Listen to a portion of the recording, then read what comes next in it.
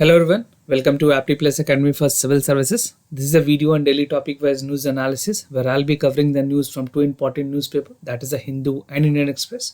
And the USP of this initiative is this: we try to cover the news in pointer format. जो भी news आज के देश में reported है, we'll cover that, and the important point would be covered. Additionally, जो भी points ज़रूरत पड़ेंगे, I will be also adding that so that the news become holistic for you. So let's get started. And these are the today's topic list. Today is 30th of November, and the first topic is roadmap of vaccination policy. This is one of the important topic which government is focusing upon, because after the formal announcement that vaccine would be available by March 2021, it's very important there should be a concrete and a holistic roadmap. Now the second topic is a study of diabetics in metro. तो एक report आई है जहाँ पे ये बताया गया है कि डायबिटिक्स पॉपुलेशन किस तरह से मेट्रो में बढ़ रही है. Now, the third topic is China note for the downstream dam on Brahmaputra. This is again with regards to India's concern in the Brahmaputra region. Now, the second last topic is Atmanirbhar Bharat push in the bullet train. And the last topic is budget to boost the infra projects. So these are some of the important article editorial that has been reported in today's newspaper. Apart from this, I'll be also discussing some MCQs question at the end of this video so that you could practice some important questions with regards to the prelims examination, and the explanation of yesterday question would also be provided. So stay tuned till end of this session so that you could practice some important questions. Now starting first with our today's news, that is a roadmap for the vaccination policy. This is an editorial that has been reported in the Hindu. Talking about the importance of this type of article that has been reported, this is pretty important for your general studies paper 3 in the science and tech portion, although equally important for your general studies paper 2, and some parts here and there may be again relevant for your case study. तो जहाँ पे case study की बात है वहाँ पे भी ये चीज़ें काफ़ी ज़्यादा important है.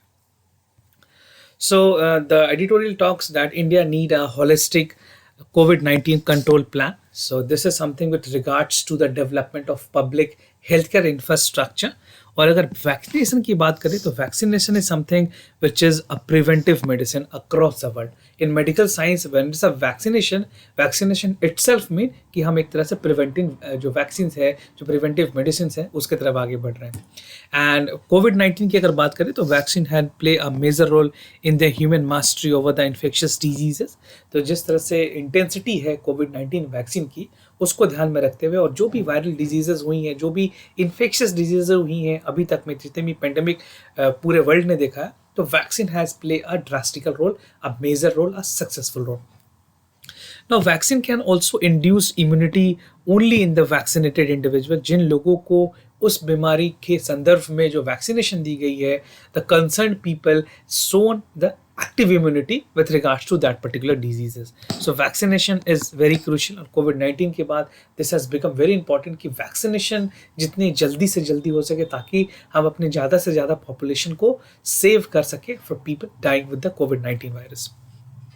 Now, while the vaccine has been rolled out, एक नेशनल ग्लोबल प्रोग्राम भी बनाई गई थी गवर्नमेंट की तरफ से, और गवर्नमेंट की कोशिश है कि अगर हर्ड इम्यूनिटी भी नहीं हो पाए ओवरऑल पॉपुलेशन पे, तो it need that we should increase and the disease frequency decrease at the vaccination population. देखो होता क्या है, जहाँ पे पॉपुलेशन नहीं क्रिएट होती है तो कई बार गवर्नमेंट इंटेंशनली हर्ड इम्यूनिटी की तरफ आगे बढ़ती है, because that is the only solution in the possible way कि हम जल्दी से जल्दी हर्ड इम्यूनिटी की तरफ एक बार बढ़ गए आगे, तो this can be done. But containing India's concern और जिस तरह की वायरस की इंटेंसिटी है, बिकॉज जो हमारे नासोफेगल्स रीजन में या फिर रेस्पिरेटरी प्रॉब्लम्स जो हो रहे हैं उसकी वजह से people are dying. So herd immunity is also one of not the possible solution in terms of कोविड-19. ना बात करेगा डिजीज कंट्रोल की, तो हर्ड इम्यूनिटी प्लस या हर्ड इफेक्ट के बारे में, that has reduce the overall disease burden in the community. बहुत हद तक दिल्ली, मुंबई जैसे शहरों में देखा गया कि हर्ड इम्यूनिटी की जो रेशियो है वो बढ़ी है. And control and intervention has induced a vaccination program for the disease surveillances. एक एक्सट्रीम फॉर्मेट में एलिमिनेशन और ट्रांसमिशन के हिसाब से जो माइक्रोब्स है पूरे कंट्री में फैल चुकी है. आप बात करोगे अगर rural India, even in the urban India. So every places, even the small places in the country has been witnessing the COVID-19 cases. तो इससे इस बात से नकारा नहीं जा सकता कि even the small pockets of the country has been adequately, and the number of frequency of the COVID-19 patient is drastically increasing. सो अगर एग्जाम्पल के तौर पे आपको बताऊं, मैं जैसे मेजल्स थी, रूबेला थी, इस तरह के जो वैक्सीनेशन है उन्होंने बहुत हद तक कंट्री को मदद की है। एक एग्जाम्पल इस आर्टिकल में लिखी हुई है एडिटोरियल में, श्रीलंका ने सब्सटैंशली एक high number of coverage achieve की थी।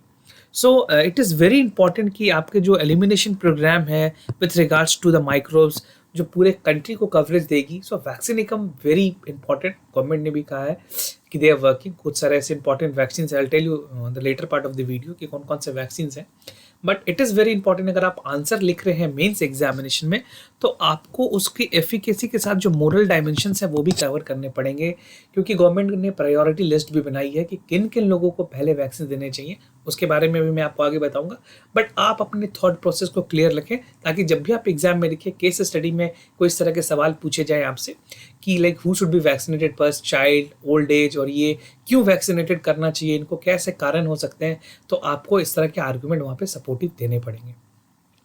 Now, eradication of the global elimination of the infectious disease is again one of the most priority of the government. And अगर समरी की बात करें तो एक हायरार्की है जहाँ पे human mastery over the infectious microbes जो वैक्सीन है that range from individual protections, community control and elimination and eradicating. तो ज़रूरी है कि इंडिविजुअल लेवल पे चीज़ों को प्रोटेक्ट किया जाए, कम्युनिटी लेवल पे भी प्रोटेक्ट किया जाए, and at the same time the ultimate aim of the government is to eliminate and eradicate the covid problems of covid virus. Now vaccination candidates India में अगर बात करें तो ऑल्दो 3 इंपॉर्टेंट वैक्सीन कैंडिडेट हैं जिनकी efficacy rate almost 90 to 95% रही है, और 95% के रेशियो में ऑलमोस्ट 3 ऐसे वैक्सीन हैं जो बहुत ही अच्छे परफॉर्म कर रहे हैं। सो the first is BNT162 Pfizer biotech. Pfizer is from USA, ये ब्रांड यूएस की है, और जो बायोटेक है दिस इज फ्रॉम, ये आपकी Russia, this is from not from Russia, this is from the other country, ये जर्मनी से है, right. So this is from Germany. तो ये दो जो इंपॉर्टेंट कंपनी है, दे उनकी जो एफिकेसी रेट है वो भी काफ़ी हाई है। This is from the USA and this is from Germany. तो बात करें mRNA 12773, this is Moderna, this is again from US, इसकी भी एफिकेसी ऑलमोस्ट 95% के आसपास है। स्पुतनिक 5 जो कि गैलमिया इंस्टीट्यूट बना रही है, इन्होंने ऑफिशियली डिक्लेयर किया है कि 94% से ऊपर की इनकी एफिकेसी रेट है। तो 3 ऐसे इंपॉर्टेंट वैक्सीन हैं जो कि 90 to 95 के ब्रैकेट में अपनी एफिकेसी रेट दिखा रहे हैं। Now these vaccines soon would be available for the registration, because होता क्या, जब भी आपके फेज 3 के ट्रायल कंप्लीट हो जाते हैं, once the phase 3 trial is completed, तो फेज 3 के बाद जो सबसे बड़ी चीज़ें आती हैं वो है मैन्युफैक्चरिंग, और मैन्युफैक्चरिंग तभी होगी one it is getting the approval. तो अप्रूवल होने के बाद ही जो मैन्युफैक्चरिंग का प्रोसेस है वो स्टार्ट होता है। नाउ स्पुतनिक 5 के अगर बारे में बात करें, उन्होंने अपने फिर से फेज 3 के लिए भी ट्रायल्स भेजे हैं, और इंडिया में यहाँ पे जो स्पेसिफिक फेज 3 के ट्रायल होंगे 2 और 3 के, वो डॉक्टर रेड्डी लेबोरेटरीज है वो कर रही है। This again a big firm in India that has been operating for the other part of the vaccines and other medical stuffs. तो एक इंडिजिनस वैक्सीन कैंडिडेट की हमारे पास जो परफॉर्मेंस है उसमें 2 सबसे इंपॉर्टेंट वैक्सीन है, that is Covaxin, Bharat biotech बना रही है, और उसके अलावा serum institute of India SSI जो है, इन्होंने भी बहुत अच्छे कोलैबोरेशंस किए हैं। फेज 3 ट्रायल इनके स्टार्ट हो चुके हैं। Hopefully very soon by January or February and they would be also coming with the positive results. And it is found that की जो इफेक्टिवनेस है, registration in the first second quarter would be 2021। तो government ने भी officially clarify किया है कि first quarter से दे would be starting the vaccination process, और दिल्ली के राजीव गांधी इंटरनेशनल जो हमारे हॉस्पिटल है वहाँ पे ऑलरेडी कोविड के जो वैक्सीन आने वाले हैं उसके सेंटर्स को भी एलोकेट कर दिया गया है। That would be the first hospital which will have the stock and supply of the covid vaccines. Now priority sequence, government has already asked the state government ने, जो सेंट्रल गवर्नमेंट है, उन्होंने स्टेट को directives दी थी कि आप अपने priority list बनाइए कि किन किन लोगों को पहले वैक्सीनेट करना है। So the first priority would be given to the health care worker and the corona virus warrior. उसके बाद जो सेकेंड प्रायोरिटी होगी that would be above 65 year of the citizen. उसके बाद people who are between the age of 50 to 65, फिर citizen between below the age of 50 और who has the comorbidities. Comorbidities वैसे लोगों को कहते हैं हु हैज़ अदर ड्यूअल, जिसकी डिजीजेज हैं, एक बीमारी के साथ कोई और बीमारी जिनको होती है उनको कोमॉर्बिडिटीज कहते हैं। And finally, the generalized people would be given the vaccination, and this representation is a preventive medicine approach. तो इस तरह से किसी भी डेवलप्ड कंट्रीज में भी ये फॉर्मेट फॉलो किया जाता है. आपके लिए इस तरह के जो क्वेश्चन जो पॉइंट्स हैं वो केस स्टडी में भी काफ़ी इंपॉर्टेंट होंगे, तो आप केस स्टडी पॉइंट से भी इन सारे पॉइंट्स को कवर करके रखें. ना चैलेंजेस एंड इश्यूज क्या है, तो सबसे पहले 3 फ्रंट की अगर बात करें, जो 3 सबसे इंपॉर्टेंट वैक्सीन हैं, Sputnik 5, Covishield and Covaxin, they require a significant additional cold chain. और इंडिया में जो कोल्ड चेन लॉजिस्टिक है या फिर जो स्पेस है, दो मैं आपको प्रॉब्लम बता रहा हूँ. फर्स्ट इज लॉजिस्टिक, जहाँ से वैक्सीनेशन बाहर से इंडिया में आएगी, राइट. तो यहाँ पे हमें लॉजिस्टिक सपोर्ट चाहिए. दूसरी प्रॉब्लम जो आएगी वो है स्टोरेज को लेकर के. So storage is again a bill problem, right. तो यहाँ पे हमारे पास कोल्ड चेन नहीं है, we do not have the cold chain, जिसकी वजह से ये प्रॉब्लम भी एक्सपर्ट ने कहा है.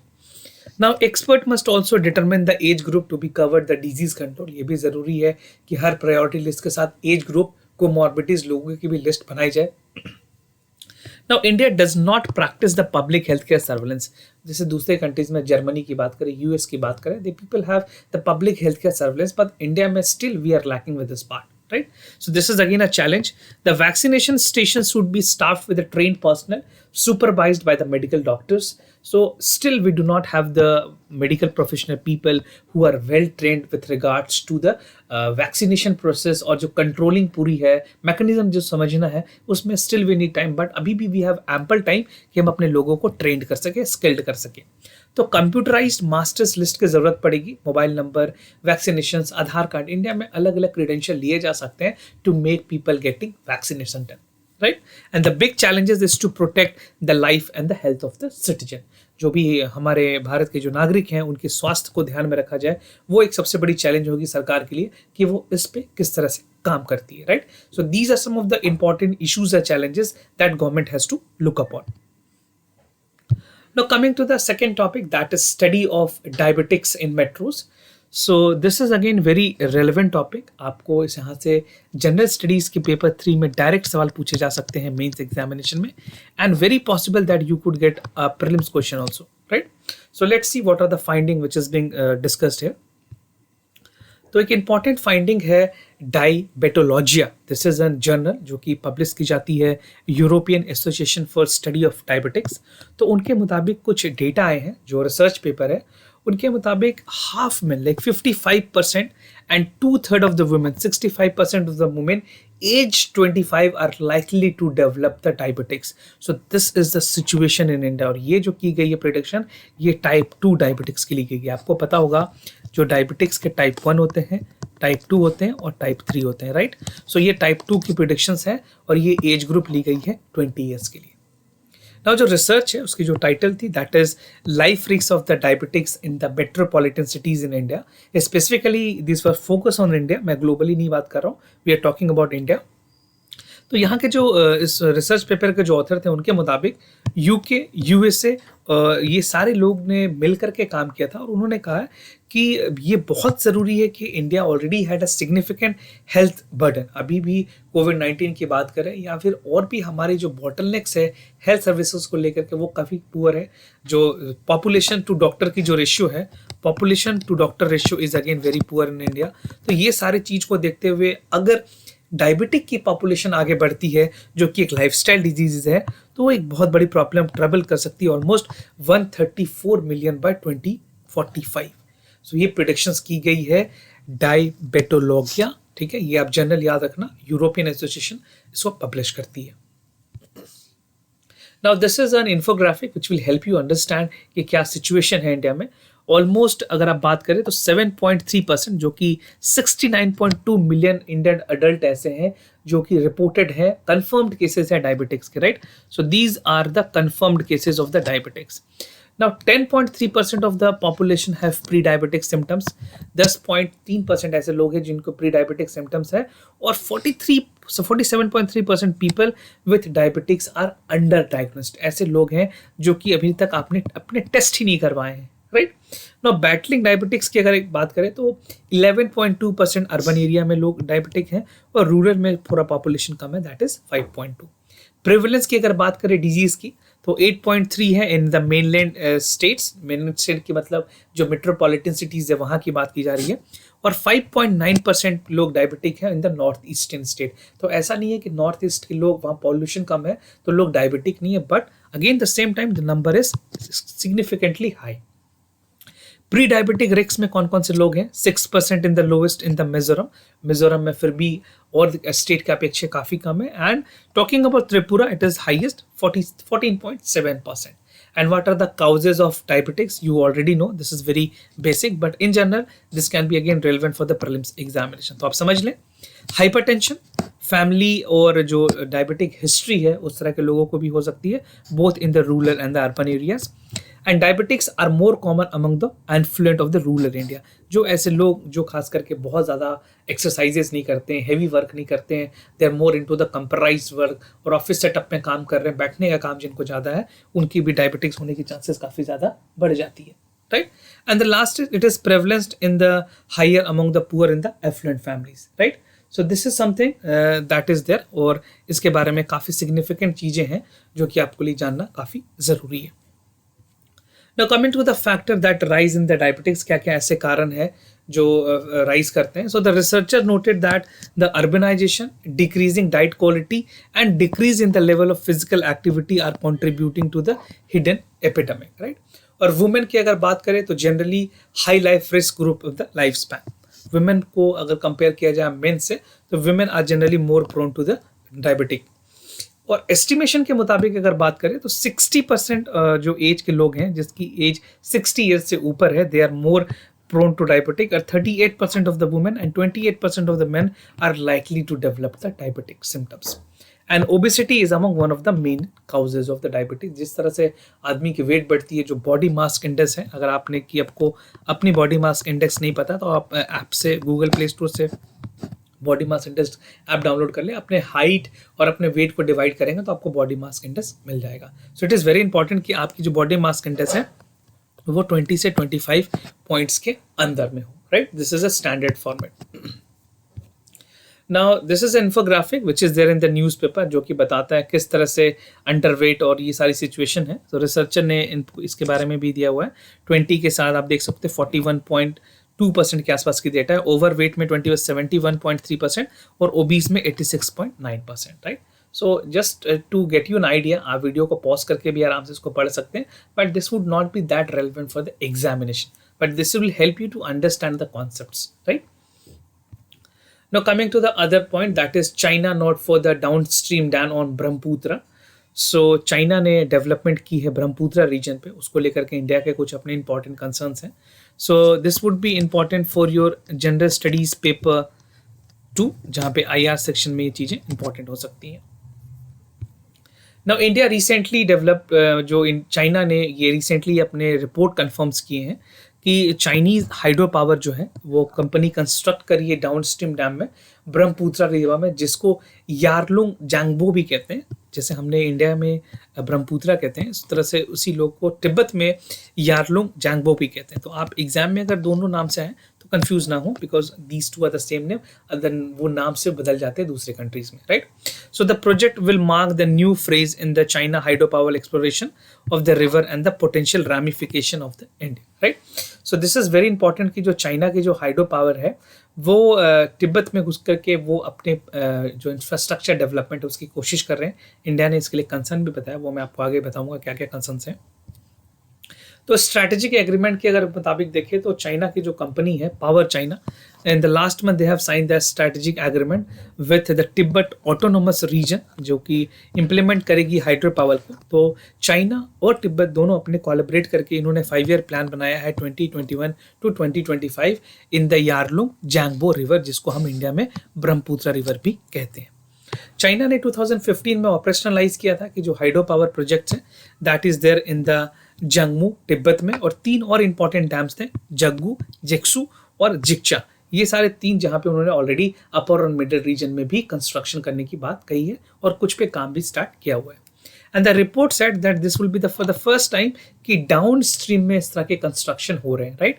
So down stream is again the concern for India, because Brahmaputra के नॉर्थ ईस्ट की जो हमारा रीजन है वो इंडिया के लिए बहुत बड़ी कंसर्न है।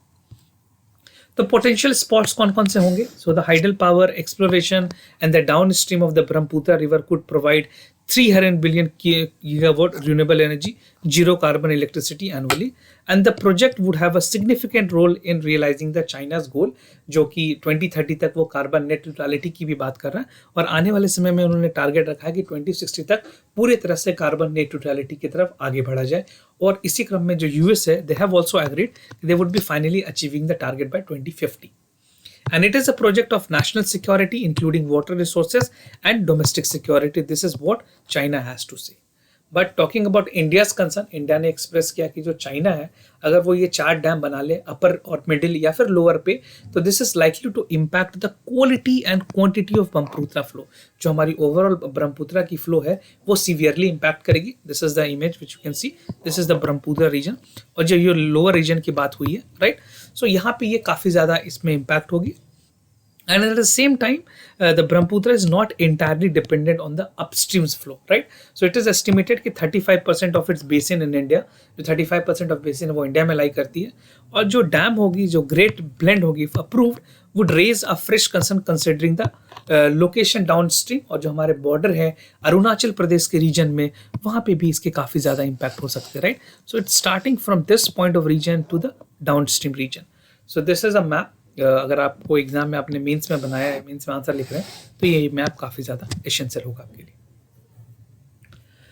नाउ आत्मनिर्भर push for the bullet train, this is the prime minister has himself set कि अब इंडिया को ज़रूरत है कि चाइना पे डिपेंडेंसी कम की जाए और इंडिया खुद से बुलेट ट्रेन बनाने की कोशिश करे। So this news has been reported in the Indian Express, becoming very important for your general studies paper 3 in the infrastructure section. Now AS corporation है इंडिया में, जिन्होंने ये उनको कॉर्पोरेशन को अलाउ किया गया कि दे would B building the first train project for the India, और फर्म ने ये कहा है कि जो 3 to 4 जो वर्क है दे would be starting. Bullet train की जो प्रोजेक्ट है उसमें ऑलमोस्ट 30th मशीन चाहिए होंगे अभी से initially, that would be carrying. और करेंटली अगर बात करें जो लिटिल सेगमेंट्स हैं, चाहे वो अंडरस्टैंड करनी हो जापानी साइड्स की, क्योंकि इंडिया में ऑलरेडी बम्बार्डियर और इस तरह की जो जर्मन कंपनीज है, जापान की जो कंपनी है, वो और इंडिया में मेट्रोज के साथ वर्क कर रही हैं। So we are more inclined कि हम जापान के साथ या किसी दूसरे कंट्री के साथ मिल करके स्पेशल बुलेट ट्रेन बनाने की कोशिश करें, and they are leaving the China, right. तो 75% ऑफ कंस्ट्रक्शन जो होगी वो इंडियन फर्म करेगी, बाकी की जो लॉजिस्टिक सपोर्ट है या फिर और जो एडवांटेजेस टेक्नोलॉजी है वो हम जापान से भी ले सकते हैं। And the bullet train project would be normally inflating factory, जो कि एस्टिमेशन 2015 में की गई थी कि 1.08 लाख करोड़ रुपीस के आसपास इसमें खर्च आएगा। Now budget to the boost infrastructure project, किस तरह से इंफ्रास्ट्रक्चर प्रोजेक्ट में बजट के साथ इंफ्रास्ट्रक्चर प्रोजेक्ट को बूस्ट करने के लिए सरकार ने कुछ अलग से बजट के भी प्रावधान किए हैं। So this is very important for your general studies paper 3। और बजट की अगर बात करें तो government programs and policy paper 2 में भी चीज़ें इंपॉर्टेंट है, reported in the Indian Express newspaper. The government is looking for a proposal including the relaxation of the rules that would enable to insure firms, insurance and put long capital on the infrastructure. National Pipeline Project के बारे में आपने सुना होगा, national infrastructure pipeline project, तो इस पे भी गवर्नमेंट काम कर रही है। This would be something that would be again giving an another leap in the infrastructure development of the country. और जो डिसीजन ली गई है, इस डिसीजन के बाद जो जॉब क्रिएशन है that would be also increasing, and this would become very important in times of the कोविड-19 की जो वापस जॉब क्रिएशन है वो इंडस्ट्री फिर से ग्रो कर पाए। Now लॉन्ग टर्म इन्वेस्टमेंट की अगर बात करें तो long term investor also require an investment primary in the highly safe instrument. तो गवर्नमेंट ने सेक्टर बॉन्ड ऑफन चीज़ों को अलाउ किया है कि सेक्टर बॉन्ड के थ्रू भी, पब्लिक सेक्टर बॉन्ड के थ्रू के भी लोग इन्वेस्ट कर सकते हैं, and this would be ultimately the aim should be जो हमारी इंफ्रास्ट्रक्चर है, जो इंफ्रास्ट्रक्चर डेवलपमेंट है वो प्रॉपर हो सके।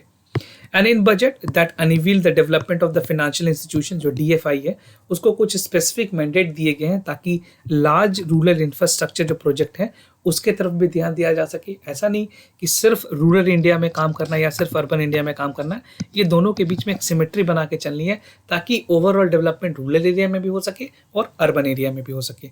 और जो इन्वेस्टमेंट होगी that would B during the economic downturn में, ये बहुत ही इंपॉर्टेंट है कि दोनों के बीच में तालमेल बने, चाहे वो लार्ज रूरल इंफ्रास्ट्रक्चर हो या फिर अर्बन इंफ्रास्ट्रक्चर हो, right. Now coming to the answers of the yesterday questions, जो सैटरडे के क्वेश्चंस थे उसके बारे में जो करेक्ट ऑप्शन है मैं आपको बता दूं. So for the first, the correct option is C, that the prehistoric painting aims to help to understand the human being, their lifestyle, food habits, daily activities, and above all, understand their mind and the way they thought. Now the other statement is again correct. The prehistoric remain are the great witness evolution of the human civilization through numerous weapons and toilets and ponds. So the sources of reference is NCERT class 11th. Now for the second question, the correct option here is B. This is self-explanatory. आप Google कर सकते हैं कुछ important points के लिए भी. Now coming to the today's MCQs question of the day. The first question is from culture. Consider the following statement with regards to the religious practice of Mauryan dynasty. There were no multiple form of the worship of the religious practices. Worship of yakshas and mother goddess were prevalent during that time. So A, B, C or D, whatever you feel is the correct answer, you can let us know in the comment section down below. Now the second question from the modern history. Consider the following statement about the Morley Minto reform. It is barred the association of Indian with the executive council of viceroy and governor. It is expected that the system of separate electorate in India. So these are the two statements with regards to Monte Midler reform. अपने आप में ये concept काफी important है. If you have additional information that you can share with us in the comment section. So do participate. Write your answer in the comment section down below.